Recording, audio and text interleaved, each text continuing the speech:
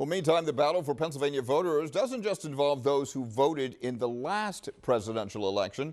Campaigns are also targeting those who will be voting for the first time.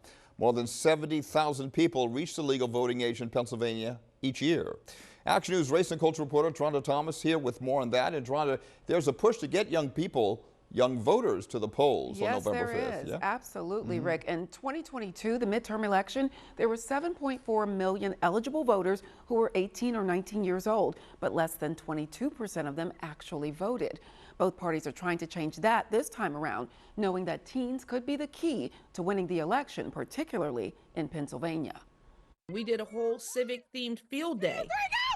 A field day with an election focus. We want them to have that mindset. Run to the polls on election day. It's a fun way for students at Martin Luther King High School in Germantown to learn about the election process and why they should be a part of it. There's really been a much greater and much more visible investment in registering new voters and doing get out the vote efforts in Philadelphia. Our 6 ABC data team found there are more than 22,000 18 and 19-year-olds registered to vote in Philadelphia. How big of an impact could teens have on this election?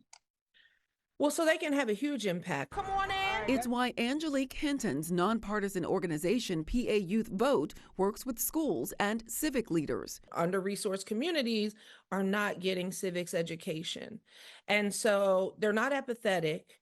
They just need engagement and education. Once they get that education, many of them are locked in. The 18-year-olds that we have been engaging last year in the primary, they doubled the turnout of any other Gen Z age. Just get your voice out there and just, get your votes in. Going beyond the fun and games to let Pennsylvania teens know the election very well could be in their hands. The first thing elected leaders do after an election is determine who voted. And so if the story is that young people from Philadelphia determine the election, they will be able to set the agenda.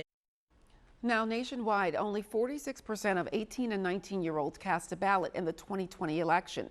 Pennsylvania's numbers tend to be a little higher, yet another reason why our state continues to be so sought after for each presidential candidate. Rick?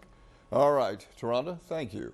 6abc.com is your election resource, by the way, as we get closer to Election Day.